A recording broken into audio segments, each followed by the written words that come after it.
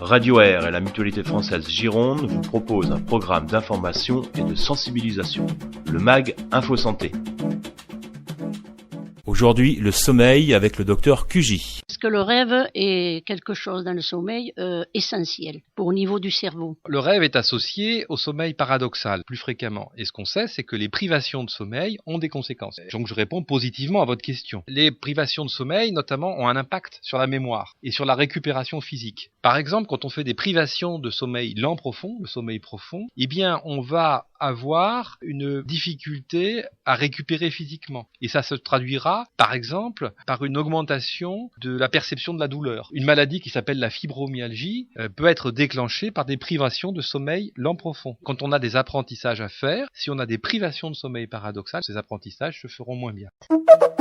J'ai entendu dire que une sieste, fallait pas que ce soit trop long. Mais par contre, qu'il fallait qu'elle soit au moins d'une vingtaine de minutes. Il y a plusieurs types de siestes. Il y a effectivement des siestes qui sont environnementales, qui sont les siestes que l'on commence à voir sous nos latitudes et puis qui sont généralement celles qu'on voit en Espagne, qui existent, semble-t-il, parce que le coût énergétique de l'éveil est très supérieur au coût énergétique du sommeil, notamment quand il fait très chaud. L'organisme, plutôt que de dépenser son énergie à essayer de résister à la chaleur, dort. Et donc ça, c'est une sieste qui va être liée à la latitude. On peut s'interroger d'ailleurs sur la suppression de la sieste dans des pays comme l'Espagne, pour qui c'est presque naturel en raison de la chaleur qu'il peut y faire l'été.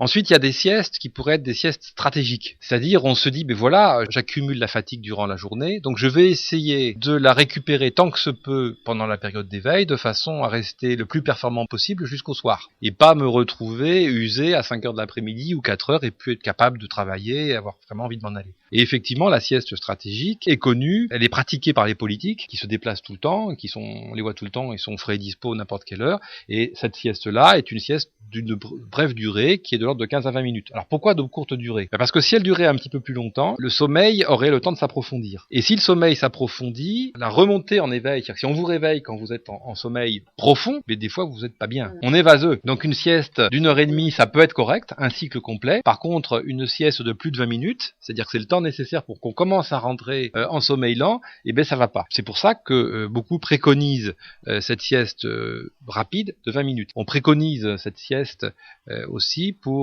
la conduite automobile. On s'arrête toutes les 2 heures un petit peu pour faire autre chose et pouvoir éventuellement faire une petite sieste flash pour récupérer de l'attention. Après avoir mangé, ça fait partie de la sieste quand on a un coup de barre? Effectivement, ça peut être un élément déclencheur de sieste parce que après manger, notre organisme modifie son fonctionnement. Il va consacrer son activité à quelque chose qui s'appelle la digestion. Et la digestion, c'est quelque chose qui est une période qui consomme de l'énergie. Si on fait une sieste, on va laisser notre organisme se concentrer ou être plus actif pour que cette digestion se fasse le mieux possible. Les adolescents n'ont pas les heures de sommeil dont ils ont besoin. Est-ce que ça a une incidence sur la durée de vie ?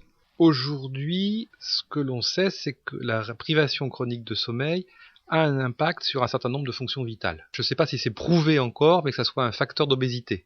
Il n'y a pas que l'alimentation, il y a aussi la privation chronique de sommeil. Ça contribue, parce qu'il y a des déséquilibres qui se passent au niveau de toute l'hygiène alimentaire.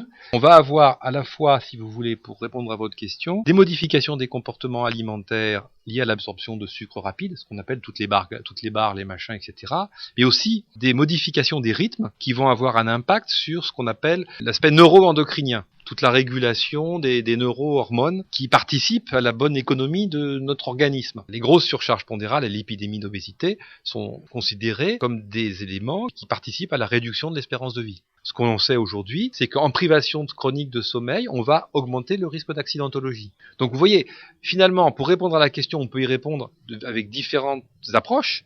On peut essayer de répondre de façon physiologiste, pure comme un physiologiste, en disant est-ce qu'il y a un lien direct de causalité ?